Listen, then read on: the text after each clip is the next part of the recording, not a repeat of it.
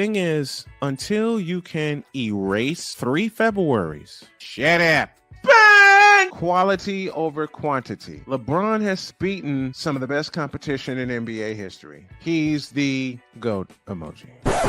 I will not cuss. I will not cuss. I will not swear. I will not swear. Where sports is the base, life and fun are the results. This is the Brian Snow Show.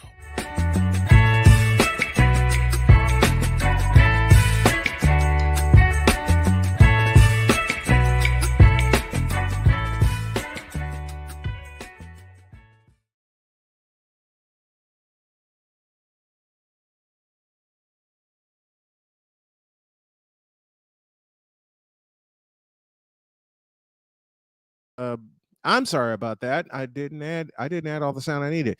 It is indeed the Brian Snow Show, and this is going to be the time, the 1 o'clock hour in the afternoons, where I'm going to execute this show. It just feels right. It just feels like this is me, and I know it's upon the heels of finishing my morning show, but doggone it, this just feels right for me.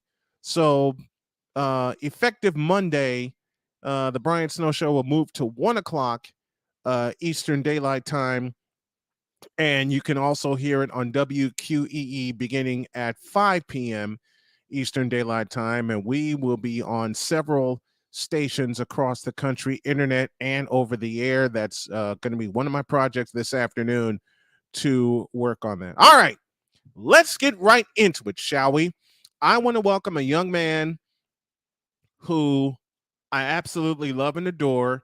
His work covering the New England Patriots, the San Diego Chargers, and the NFL can't be unmatched. I brought him aboard Snowman in the morning some 6 years ago, and it's been a brotherhood and a friendship ever since. And now I'm proud to say that he will begin his 7th season. He will begin his 7th season, and I can't believe it's been 7 seasons as the insider, as my chief NFL insider, my senior NFL insider for Snowman Multimedia. Here is Mike D'Abate, and he joins me right now. Good afternoon, Mike. Great to have you. Good afternoon, Brian. First of all, for calling me a young man, I really, really want to give you a whole lot of props and kudos on that. Thank you so much. That definitely made my day right off the bat. But it always feels like coming home. 7 seasons, and it never gets dull. It always gets better. Here's to the next 7 and the next 7 after that, my friend. Yeah, absolutely. As mentioned, Mike is in his he will begin his 7th season as of today as our chief NFL insider for Snowman Multimedia Sports. Any piece of NFL news, you're going to hear it from Mike. You're going to hear it from me. There's a few others I'm going to bring on as well, representing teams. So Mike is my man for being our senior NFL insider. So let's get right to it. Let's get right down to business. I've heard a lot of arguments when I made this statement during Week 13 and a win over Tampa Bay, but a lot of people are starting to believe it now.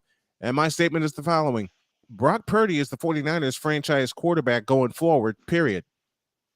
Yeah, I believe it, and I absolutely agree with you. I mean, that's no disrespect to Trey Lance, who I think has maybe been on the opposite end of some bad luck, whether it be health, whether it be just, luck of the draw in terms of coming in and having Brock emerge so prominently in the absence of Jimmy Garoppolo last year. But this offense and the way that they've tailor-made it is absolutely centered around what Brock Purdy does well, which is accurate, quick throws, allowing his offensive weapons to make plays. And it really is. It's a hallmark of a Kyle Shanahan type offense. And in my opinion, he's the best suited to be able to do it. So I think that's why you're seeing the core of the 49ers stick together. And I think that's how they're going to continue to approach this offseason and bringing in additional help, including the upcoming 2023 NFL draft. The draft is a couple of weeks away, 2.5 weeks away. As a matter of fact, it will begin on Thursday, April 27th, and Mike and I will cover it. And, the one thing that the 49ers have been building on the last few seasons, even their Super Bowl year, is something I believe they're going to concentrate on with the late picks that they have, and that's the offensive line. You lose Mike McGlinchey in free agency to Denver, and they're looking at it, the 49ers are with a smile on their face, because this draft is very offensive line heavy. Oh, it absolutely is from top to bottom. There are tons right now of top level talent that you can get in the early part. And I've heard some arguments to the contrary, Brian. I've heard that people will say, well, this is a top heavy draft for the offensive tackles, especially, which is really where I think the 49ers are going to be concentrating their attention. Yep. But I don't really necessarily believe that. I think there is a lot of solid mid round talent that if the Niners do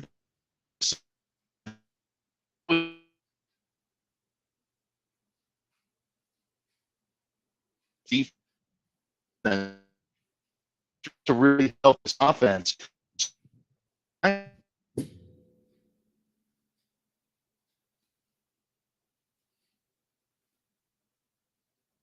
Brock, by the time you're ready, you also right now is someone I am on for the New England Patriots. A lot of people to go to him in 40. So I think the guys very obviously something and help teams out. There are a lot of players now who are very nice playing against the club and providing the type of protection to build on very good offense next year. Here's one player that I want to look at, and I sent this name to you, and it's one of the it's one of the players on the offensive line that I believe can help this offensive line get even better. His name is Juice Scruggs. Juice Scruggs. He played at Penn State University. They are not projecting him. They are not projecting him at all, but the 49ers hosted him and a couple of others in this draft. And if there's one offensive lineman, because there are several that I looked at and you and I both looked at, this is one that could really fit well with the 49ers.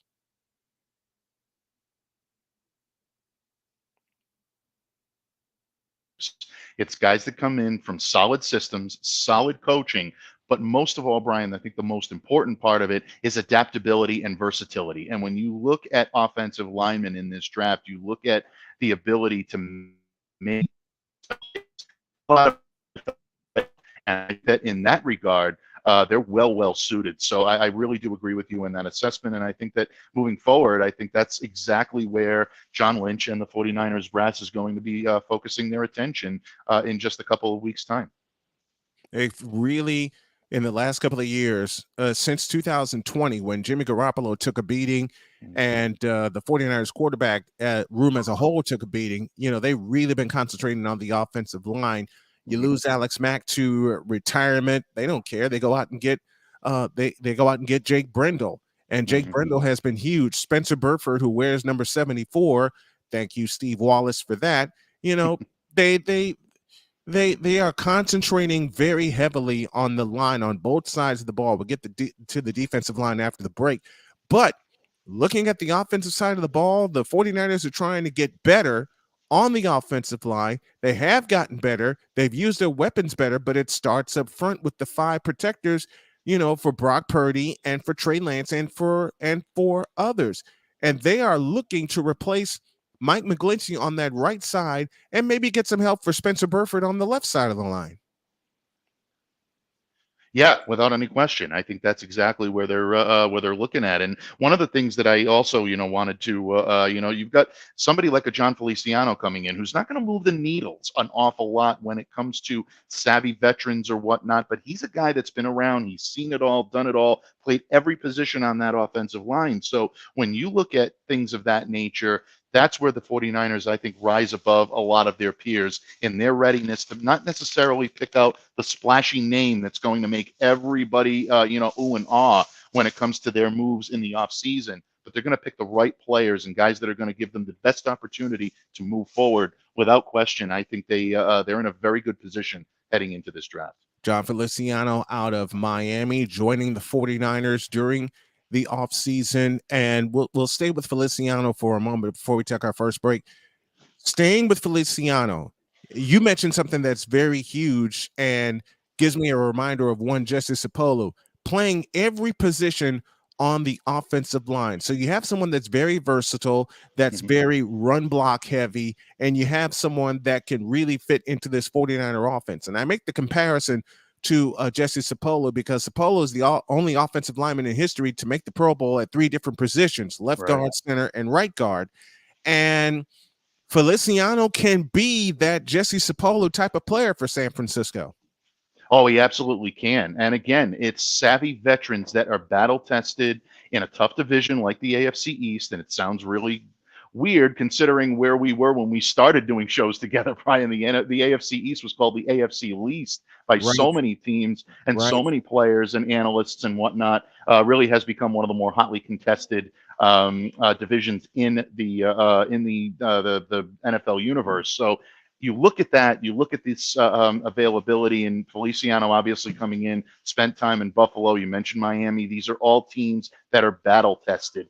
And when you have someone battle tested coming in to a team that is, I don't want to say in transition because the 49ers have done a great job of keeping themselves in contention, even with some difficulties that they've had on injuries the last couple of years. It's important to have these guys on the roster. And I think that's exactly where they're looking, as they move forward. So, this was, I think, an under the radar signing that can be a very scary good signing for the 49ers down the road. We'll talk about the quarterback room and some other offensive weapons and more as we continue our 49ers preview on the Brian Snow Show. Back in a minute.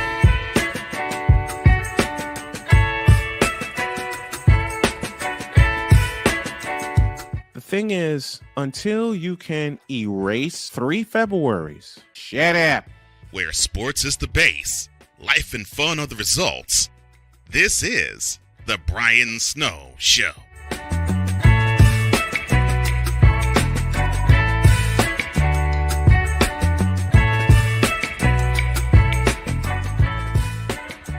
So this thing called sports, it has fans again. It has full stadiums, full arenas, and more.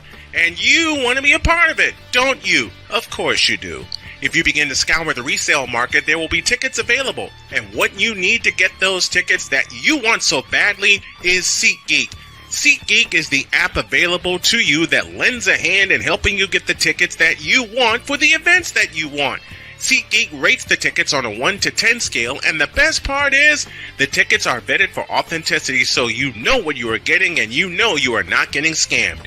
And now you can save even more by using the code SNOWMAN and getting $20 off with your very first purchase. Yes, you can do all of that with the power of SeatGeek, helping you get to the games that you want, so you fans can fan. So let's all fan.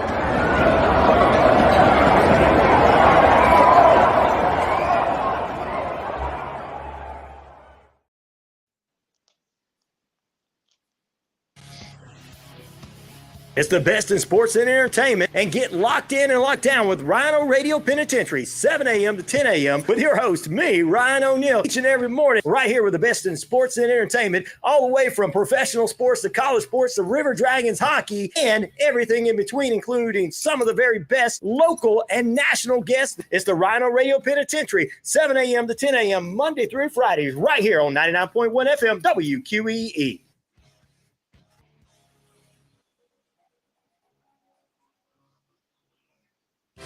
Active Pest Control offers the best services and prices to protect your home, offering both monthly and quarterly pest control services, plus specific services like bed bug, German roach, and flea control. Even if you can't see them, insects are all around you 24/7. Active Pest Control wants to be the first line of defense. Active Pest Control, repair, bond, best termite coverage around. Active Pest Control, 34 Jefferson Street, Newnan, 770-954-9941.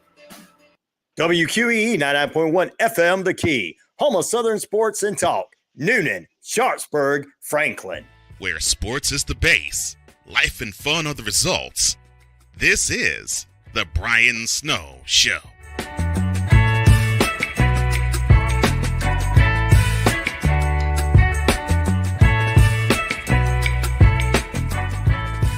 We roll on with our preview of the San Francisco 49ers. Mike DeBate joins me, and there is a conundrum in San Francisco. It involves the quarterback position because of a very big injury to their franchise quarterback going forward, we're looking at a 12-month recovery time for Brock Purdy. So the 49ers go out and get Sam Darnold. They already have Trey Lance in the quarterback room. How does this affect the 49ers going forward, knowing how long Purdy will need to recover from his injury? Well, obviously, that's the big wild card right now in all of this when it comes to San Francisco, Brian, because as we both agreed on earlier, Purdy is the long-term solution for this team at quarterback. Now, you bring in someone like Sam Darnold, who is essentially become a career stopgap option. And with all due respect, he's not a bad one. I know a lot of people have some, pretty colorful things to say about Sam and what he can do, but this is a kid that when he gets the protection he needs, can really sling it down the field. So I like the addition of bringing him in. It gives you a veteran arm, someone, again, that is battle tested, that's played in the NFC. He's played in the AFC. We all know about the Ghostbusters and seeing ghosts. I can't mention Sam Darnold without mentioning that. I do. My abilities as a Patriots beat writer would be taken away if I didn't do that somehow. Yes. But yes, at the same time, yes, I do believe that he is a solid backup addition. I think right now you're going to see Trey Lance get the ball out of the gate, and I think they're going to give him every opportunity to do it. But it is good to know that if they do have some difficulty, they do have an NFL-ready quarterback that can come in and make the types of throws and the types of plays that Kyle Shanahan is going to need him to make. So if the 49ers can stay above water at this point, if they can continue to do what they do and keep the seat warm for Purdy when he does come back, this team is going to be very, very well positioned to make a big run, because all of the other pieces right now, I think, are falling into place for the 49ers quite nicely. And the biggest piece came on the defensive side when they snatched Javon Hargrave from Philadelphia, one of the players that terrorized the 49ers in the NFC Championship game, as you well know, we both covered it. But for them to sign him to a 4-year deal, and it also gives them a chance to work on a mega deal for Nick Bosa, the defensive player of the year, which they're working on now. They're working on a mega deal for Brandon Ayuk.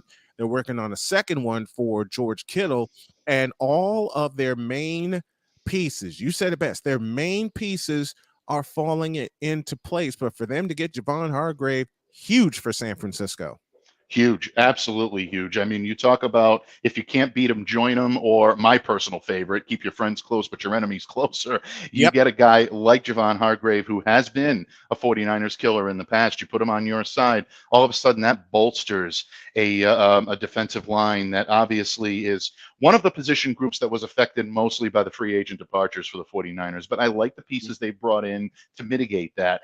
Clelin Ferrell, I don't think, is getting a whole lot of press, and I think he should be. I think this is a former first-round pick that, for some reason, just did not work out with the Raiders. I think there's an opportunity for him here to be someone that can move forward. Austin Bryant, I think, is someone else that may not have had the prowess that we thought he was going to have with Detroit, come into a system that's ready-made for a defensive front to really succeed. You can expect big things. And, of course, you can't forget, John Lynch talked about this at the Combine. He believes that Drake Jackson is going to make a jump there as well in terms of what he can do. And Javon Kinlaw, someone we talked about a lot last year, continue to deal with some lingering knee issues in 2022 following that offseason surgery.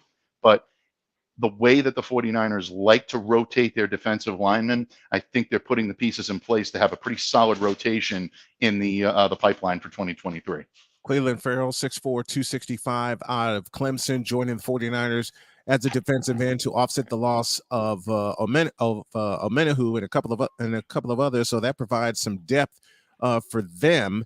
And what's huge is the return of Javon Kinlaw, like we talked about earlier. And we correctly predicted Kinlaw would wind up with the 49ers. He's still dealing with some knee injuries right now, but working on that rotation, as you said, Mike, along the defensive line, because they love to send only 4 after the quarterback, and they've been successful most of the time in getting home and getting to the quarterback without applying pressure. So Ferrell is really going to help that rotation. And the biggest thing, the 49ers get younger with Ferrell. Without question. And when you can get younger at the position, infuse that youth, infuse that athleticism into your lineup without sacrificing talent or NFL savvy and really, I think, mental readiness, you're really, really looking at a big win. And that's why the 49ers defensive front is consistently ranked in the top 5. I've seen them ranked as high as number 1. Consensus usually has them maybe around the 3rd defensive line or defensive front in the NFL. And I think that's an accurate assessment. If you wanted to go 1 on these guys, I'm not going to argue with it. But if you're going to settle on 3, I think that's a decent place to be heading in, especially heading into the draft where they're going to have their eyes on at least one big time prospect that's going to allow them to come in and be able to keep that momentum going. So good position to be in if you're the 49ers. And that's really something considering some of the losses that they've had in free agency so far. Who's the big time prospect for San Francisco that they are getting, that they are keeping their eyes on to bring in and make an immediate impact on the organization? Many people have predicted, they're not going to find that prospect, or that's not going to be there for them because they're going to all be gone in the 1st and 2nd rounds. But we've seen the last couple of years, the 49ers will sneak up and get a prospect that wasn't highly touted. So who is that prospect or that diamond in the rough for San Francisco that will immediately help them not just get better, but continue to be better, continue to be championship contenders? Well, if you're looking at someone in the middle part of that defense, the guy that I keep coming back to, and I get some looks on occasion for this, but I'm a big fan of Cameron Young, nose tackle out of Mississippi State. I just love the frame. I love the long arms. I love how he projects as an ideal nose tackle that can handle double teams. Anytime you can bring in guys like this into the NFL, it does so much for your defensive line, even if it's not a position of need. Strengthening this is something that is huge. I saw the New England Patriots do this a couple of years ago with Christian Barmore, bringing in a guy, not a traditional nose. Barmore is definitely not that. So I don't want Right. I don't want to bring any type of pretense into that discussion. But what he does is accept and take on the double team, and it changes so much. It's opened up so much for a pass rusher like Matthew Judon, and even last year, someone like a Josh Uche to really come out and be able to be an effective, force off the edge, and really just effective and bolstering your pass rush. So if I'm the 49ers, I'm giving him a strong look. He's not someone that's going to project as a day 1 or even a day 2, but this could be a sneaky good day 3 pick that I want to have my eye on. Again, I'm just kind of looking for an excuse here to tout him a little bit, but I really like what this kid brings to the table, and I think he could be a good addition in Santa Clara. Cameron Young, 6'3" out of Mississippi State, as my partner mentioned. Had 3 tackles and a sack against Illinois in a bowl game. How big would he be for San Francisco? And to bring something up that you said a few moments ago, they rotate their defensive linemen because they would love using the defensive linemen to put pressure on the quarterback without sending any extra pressure. Anybody else you're looking at besides Cameron Young that would fit in that San Francisco defense immediately? Well, in terms of immediate fit, yeah, I mean, there are definite guys that I think would be stretches. I'm not seeing anybody in the middle rounds, and I think San Francisco is going to look offensive line early on, so that's why I keep touting the drum of guys that you can get in the later part. But Right. There's also an argument to make for edge rush, and those guys are players that obviously can come in and make an opportunity. KJ Henry is someone that consistently comes up a lot in mock drafts for the New England Patriots that I'm sent. Brian, I love to be interactive with a lot of Patriots fans, and they send in mock drafts that we break down on Locked On Patriots each and every week. Henry is someone that I keep looking over. He's a very cerebral player. This guy has a lot of football intelligence and football IQ, and in places like New England and especially San Francisco, that's huge. Anytime you can bring in someone that has the ability, that's an ability. But this is a prototypical guy with the length to play on the edge, and he also has the ability to stuff the run. I know he projects best as an early rush line backer. I think he's more of an odd front in a scheme fit. But again, a rotational heavy defense can find a way to use this kid. I like KJ Henry out of Clemson. I really like what he brings to the table. So he's another guy that I'm watching a little on the closer side if I'm the 49ers brass. Let's take a look at the offensive line. We mentioned Juice Scruggs out of Penn State. What's another lineman that you have your eye on? And let's compare notes and see if we're looking at the same line, because we both agreed that Juice Scruggs would be fabulous on that offensive line for San Francisco. And Philip, we talked about John Feliciano playing every position on the offensive line. But looking in the draft, and this is where the 49ers are really going to stack up their depth on the offensive line and the defensive line, because they use so many rotations. Give me an offensive lineman you're looking at that would fit in this San Francisco offense. And I mean almost immediately, because remember, you have to replace Mike McGlinchey. You got John Feliciano that could come in and step in, but you want to get some continuity on the offensive line. Yeah, a guy that I really like an awful lot, and maybe I'm making my Patriots bias come out a little bit here, but a guy that I like that could be a potential late day 2, early day 3, mostly day 2, I think, is probably Matthew Bergeron out of Syracuse. I really like the way this kid plays. I like his NFL ready ability. Yeah, there is an upside there, and I know a lot of people are saying that because there was the Canadian connection, that maybe he doesn't have the toughness that he needs coming in. I really think he does. I think this kid is more battle tested than a lot of people are giving him credit for. So if you're looking early on, but not too early, that's a name that I would keep my eye on. Guys in the later rounds, Ryan Hayes, offensive tackle out of Michigan, plays with an awful lot of push, plays with an awful lot of ability there. One of my favorites in this draft for a potential mid-round steal is Jackson Kirkland.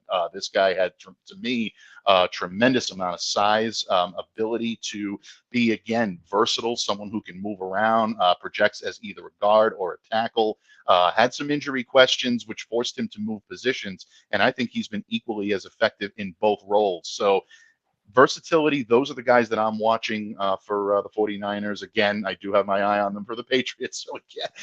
Again, my bias may be coming out a little bit there, but these are two guys that I really do like an awful lot, especially when it comes to Bergeron and Kirkland, guys that I've given more than a second and third look to in terms of potential diamonds in the rough when you're looking at this draft for offensive tackles. Kirkland can be a steal at 6'7", 321. Kirkland can be an absolute steal for San Francisco, and sticking him on that offensive line, which is getting better, which is getting bigger, and protecting the quarterback a lot better, because Brock Purdy did not take a lot of quarterback hits, even though he's only played 7 games. But we're looking at the potential of Purdy missing time way up until December. We're just going to have to take a look. We're just going to take a look and see how long Purdy will be out. Question for Mike, and it goes like this from our buddy Ryan McCarthy. He asked this of Dietz last week: is there any situation, and I hate to bring up a rival of yours, where the New York Jets could draft anything other than an offensive lineman in the first round, maybe an inside linebacker or a defensive lineman?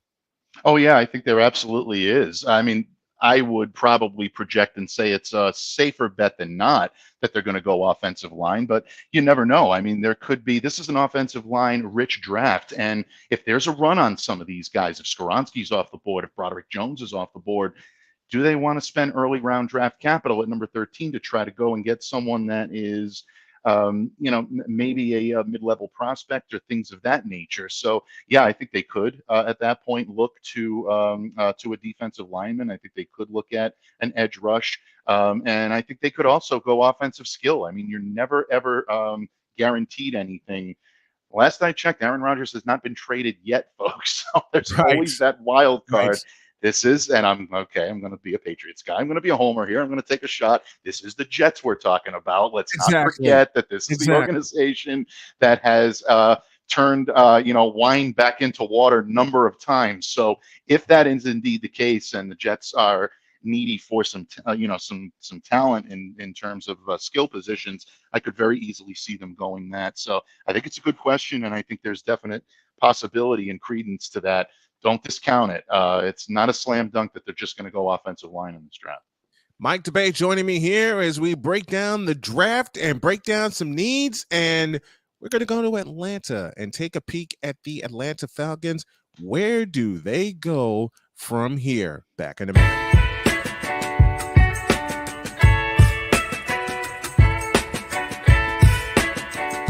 The thing is, until you can erase 3 Februaries, shut up. Where sports is the base, life and fun are the results.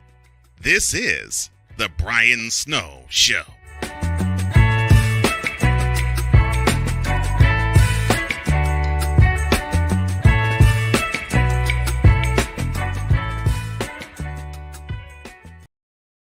This is Brett, and you're watching Shady Sports Network. Tune in, hit that like button. You might wonder, what do these guys do? Player signing announcements.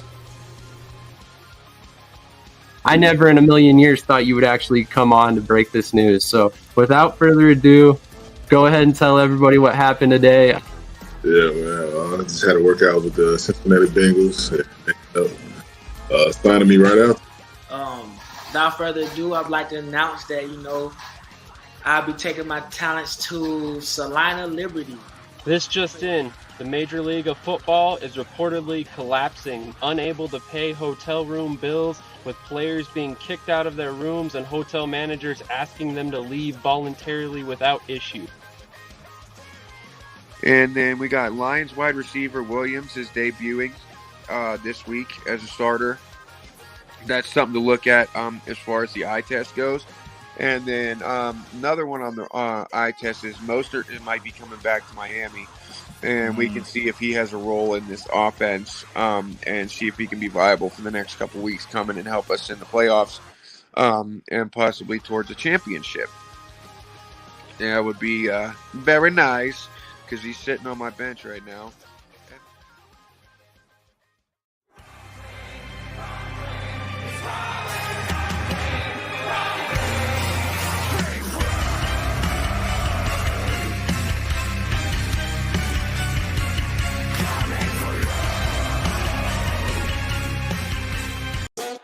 The original Think Drink is back. Level up with proven ingredients formulated to crush your competition. No gimmicks, no jitters, no messing around. Just high potency results that keep you moving day or night. There's a new nerd in town, and we came to play. Nerd Focus, smarter than energy.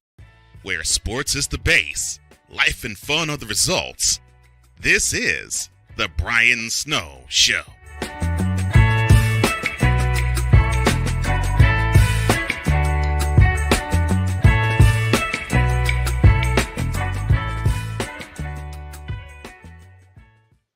We continue on with the program. Mike Debate joins me as we talk all things NFL draft. Let's go down to Atlanta. And the folks on WQEE are going to enjoy this. Where do we start with the Falcons? What is the first position they need to shore up fast? Well, I think conventional wisdom, a lot of people would tell you quarterback, but Desmond Ridder seems to be gaining an awful lot of traction and an awful lot of support. So when you look at the Atlanta Falcons, it's going to be interesting. I mean, a lot of people are saying that they built on an opportunity that they had in previous seasons to be able to be a little bit, better. But I think a lot of people are now looking at the potential of gaining a wide receiver or gaining some help at wideout. I think a lot of people are going to look to that. Jackson Smith-Njigba is probably one of my biggest draft crushes right now. I would love to see him in a Patriots uniform, but I think he's going to be off the board by 14, and I don't think the Patriots are trading up for him. So Atlanta right now is a team that could very, very much use him. I thought they were going to be in the market for a cornerback, but now with Jeff Okudah on his way, it's going to be interesting to see what's going to happen, now with them. But I would say wide receiver is going to be a big focus for them, and JSN is look pretty good in a Falcons uniform. So how would Jackson Smith-Njigba, the stud receiver out of Ohio State, help this Falcon offense? Well, ultimately, I mean, it would give them an opportunity to build around a pass catcher that can do it all. One of the best route runners in this class, someone that can align in the slot, but really I think could be a weapon on the perimeter. These are the types of players that you do try to build around. Now, does it solve their offensive woes? No, because there are still questions at quarterback and there are still questions at the running back position. And ultimately, there were questions on the O-line as well. So, I mean, you have to traditional wisdom, Brian, would probably say you build from the inside out when you're building an offense. But if you can get a generational talent such as someone like JSN, I don't see how the Falcons are going to wear off it. And plus, they're looking for a splash, and this would be one. Do you give Ritter the ball day one coming into this season, knowing they're minus Marcus Mariota, they let him go? Right. Do you give Ritter the ball day one? I don't necessarily think it's a slam dunk. I mean, I know, like I said, that they are building toward gaining some momentum there in terms of his support that he has, not just through the organization, but also the support that he has throughout the fan base. I don't think that's necessarily a slam dunk. I think Taylor Heineke is going to have every opportunity to win that job, and he may win that job. At the end of the day, if he does, that could be a very good thing for the Atlanta Falcons as well. But I also wouldn't count out the fact that they also may be in the market to bring in a quarterback. I mean, draft day is always interesting, and you can hear all you want to that we're going to backfill positions, we're going to get that, but there is such a temptation to take best player available. And who knows, if someone like a Will Levis or an Anthony Richardson is sitting there waiting to be taken, right? I would not discount Atlanta from doing that at all. So while I do think at the end of the day, starting opening day game one for the Atlanta Falcons will be Desmond Ritter, I don't think it's a slam dunk, and I think there's a lot of opportunity for other guys to be able to win that job, including maybe someone who's not on this roster yet. Let's take a look at the running back position that about the woes. You've chronicled them so well this past year, the running back woes of the Atlanta Falcons. And, that's one position. If you're running a West Coast offense, and let's face it, all 32 teams are running a version of the West Coast offense developed by the Godfather, the late, great Bill Walsh, you got to have a running game. And the Falcons simply did not have a running game. So who would fit if there's a running back in this draft that fits the bill for them that can come in and make an immediate impact? Who is that guy? I like Jahmyr Gibbs out of Alabama. I think he's the most complete running back in this system that can not only be an effective third down weapon catching the football, but also someone that can carry it. Bijan Robinson obviously is excellent. He is the top of the heap when it comes to the running back class, and he'll be the first off the board. But if Atlanta is someone that does want to bring in a weapon that can be a solid dual threat, I think Gibbs right now is NFL ready. And coming from that Alabama program under Nick Saban, under Bill O'Brien, I think that really battle tests him well to be able to play in the West Coast offense. And I think it's an opportunity he'll be able to settle into. So if Atlanta is serious about upgrading their running back core and they want to do it with a big splash, those are the guys to look at. But I think Gibbs right now might be the most realistic in terms of guys that can come in and play well here in Atlanta. Chris Dietz joins us from Connecticut. He says, I think Falcons go offensive line after drafting pass catchers the last 2 years, one of which is the great Kyle Pitts, and they finally threw to him and they finally trusted him to make some catches. But I agree with you. I think they look at a running back, Jahmyr Gibbs, 5'9", 199, out of Alabama. He is very well battle tested being in that system. What kind of an impact can Gibbs make immediately coming if the Falcons draft him? Now, this is a big if, and we all know how the draft goes. But if Gibbs goes to Atlanta, how big of an impact can he make, and will he be able to make that impact in day one on day one with the Falcons?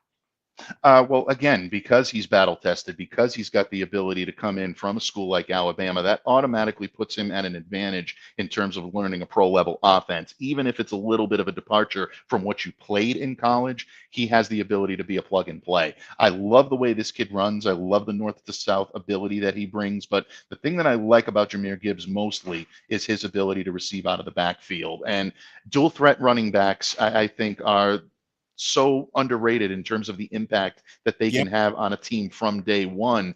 Not only knowing that someone is capable of taking the first and the second, down carries and be able to find significant yardage, but someone who can align on a jet sweep. And I know they've got Cordero Patterson that is able to do that, and he's someone I know from his days playing in New England and was very adept at that, and he does that very well for Atlanta. But this is a kid that can continue that type of offense for a number of years to come. in Atlanta. That's why I'm so high on this kid coming out. But I do think that is an interesting point about them going offensive line here as well.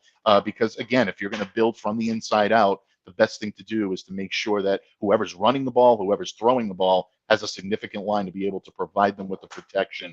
Because otherwise, it's not going to matter how much talent you have in that skill position room for the Atlanta Falcons. They need the time to do it, and an offensive line gives that to you. Talking the Atlanta Falcons with Mike Debate, our senior NFL insider for Snowman Multimedia Sports Radio and the host of Locked On Patriots.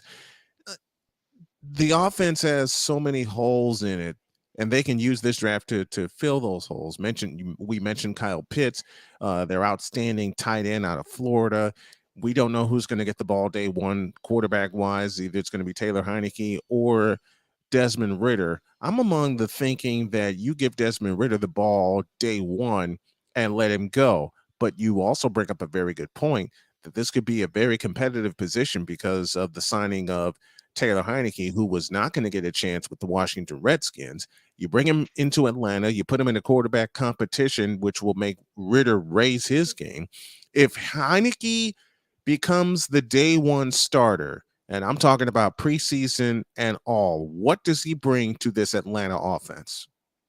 Well, he's going to bring an opportunity for pass catchers to be able to secure yards after the catch. That's the type of quarterback that I think you're going to get when you see Taylor Heineke taking snaps under center. And if that's the case, you're going to want significant playmakers both at the pass catcher and at the running back. And that's why I like a guy like Gibbs so much. That's why I think it's important that they've brought in a guy like Jonnu Smith, who really was not, I think, utilized properly in New England. And I'm not saying that as a knock to the Pats. I just think it was not the fit that everyone thought it was going to be. But Jonnu still has the capabilities of being a red zone threat. And if you're looking to add points inside the 20, that to me is where this kid really can shine. And I think where he didn't get a chance to shine in New England, this is a great opportunity for him to go back, play alongside Arthur Smith, who those two have a history from their days in Tennessee. I like that addition, and I think that that's going to help whoever the quarterback is going to be. But I think it favors Heineke a little bit more in terms of what his skill set is as opposed to Desmond Ridder in being able to find guys that can be effective weapons in the red zone. And, of course, Kyle Pitts definitely is going to benefit from that as well. Could see a good amount of 12 personnel coming out of Atlanta this year. And no matter who the quarterback is, I think that's a good thing. If you're an Atlanta Falcons fan, it's going to open up that offense a lot. Mike Debate joining us here to talk all things NFL draft. He's going to be joining me a lot over the course of the next couple of weeks as we preview your team and get y'all ready for the NFL draft. One more break and we'll look at the Atlanta defense. You want to talk about some holes to fill? They got some holes to fill. Back in a minute. So this thing called sports, it has fans again. It has full stadiums, full arenas, and more. And you want to be a part of it, don't you? Of course you do. If you begin to scour the resale market, there will be tickets available. And what you need to get those tickets that you want so badly is SeatGeek. SeatGeek is the app available to you that lends a hand in helping you get the tickets that you want for the events that you want. SeatGeek rates the tickets on a 1 to 10 scale, and the best part is the tickets are vetted for authenticity, so you know what you are getting and you know you are not getting scammed. And now you can save even more by using the code SNOWMAN and getting $20 off with your very first purchase. Yes, you can do all of that with the power of SeatGeek, helping you get to the games that you want, so you fans can fan. So let's all fan.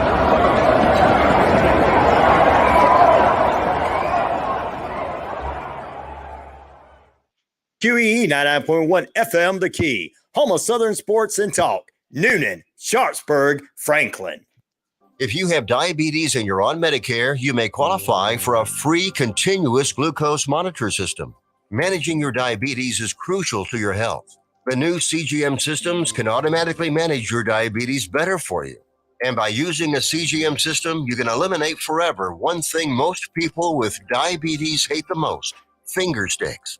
Now it's possible to manage your diabetes better, end the painful finger sticks, and get a new CGM monitoring system at little or no cost to you. We even provide in-home delivery and do all the insurance paperwork for you. Now is the best time to manage your diabetes better and get your continuous glucose monitor. Call now for details. 800-897-0014.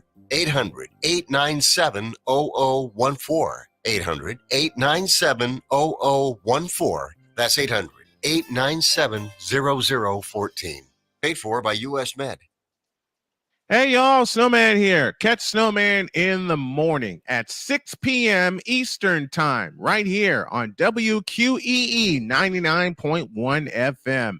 This is the show where we cover the Falcons, the Hawks, the Atlanta Braves, and we cover you, the Atlanta sports fan. That's Snowman in the morning, 6 p.m. Eastern, weeknights, right here on WQEE 99.1 FM. And when you tune into the show and you want to bring others, tell them Snowman sent you. Where sports is the base, life and fun are the results. This is the Brian Snow Show.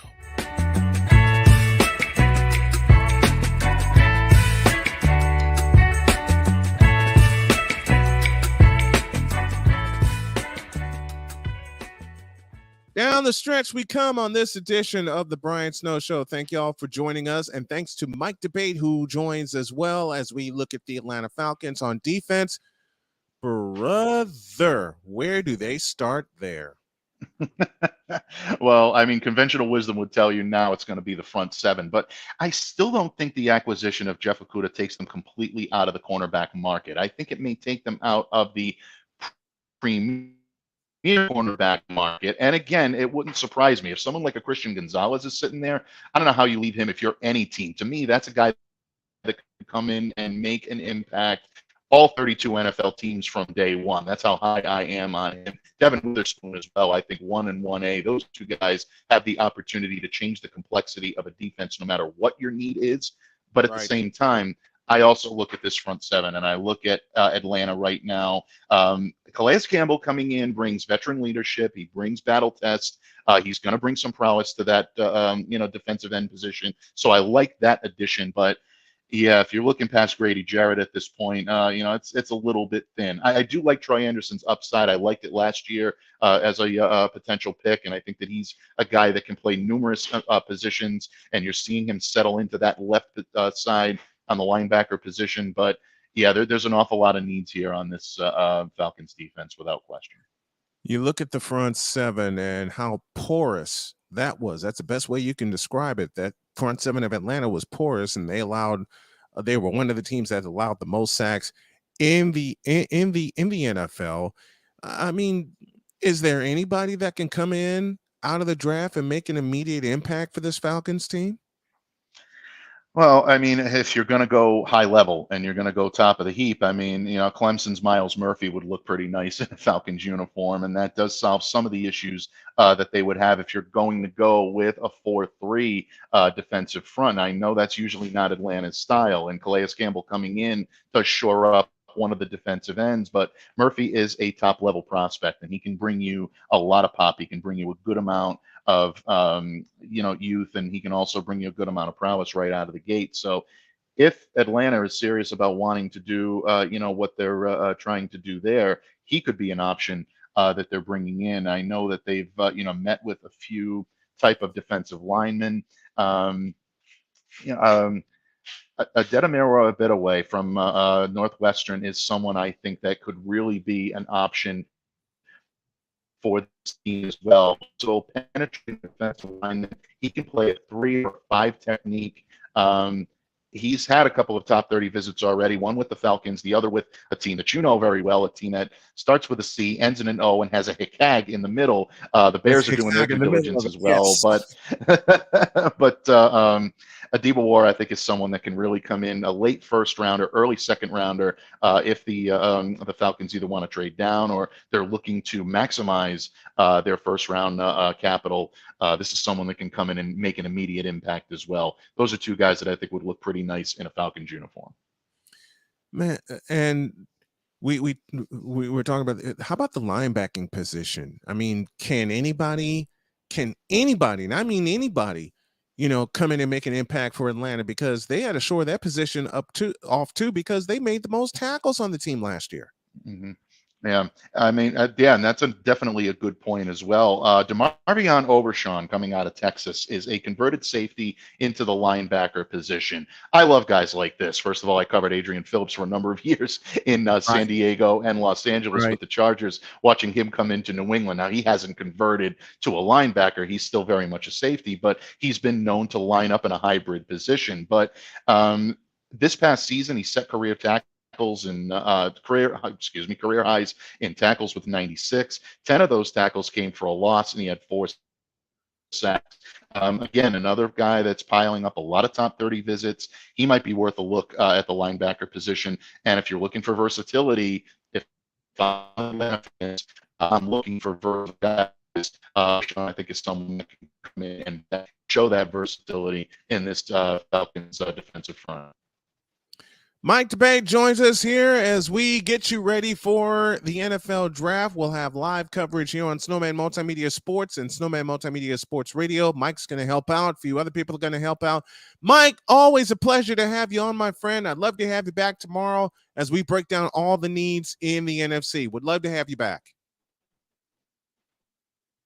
Always my like I said, love you, man, and can't wait to do it again. Can't wait to do it again. We'll see you tomorrow. Mike D'Abate joins us here on the program. And before I go for the afternoon, I want to ask a couple of big favors. As you know, I am a fellow who has beaten pancreatic cancer and trying to recover and trying to help the family get to our next level. So I got this out there for them. If you feel it in your heart to help us get to the next location and get to the next level, hit the website GoFund.me/E283E211. And speaking of family, my baby girl Cheyenne needs some help in getting home to Cincinnati from Los Angeles as well. GoFund.me/509DEE00E. That's 509DEE0E. Thank you to Mike D'Abate for joining this afternoon. I really appreciate it. I really appreciate y'all coming into the chat as well. Our feedback zone is presented by Fanatics. We are also presented by SeatGeek, by Monkey Knife Fight, and Invader Coffee, proud sponsors of all programming on Snowman Multimedia. And Monday will be the official launch of Snowman Multimedia Sports. And I want to give a thanks to Sports Map Radio for helping out with that as well. We're out of here. We will see you tomorrow on another edition of the Brian Snow Show, and Mike D'Abate will help us break down all the needs in the NFC, once again, including the 49ers. I appreciate y'all for tuning in. I am out of here. I will see you tomorrow. God bless everybody.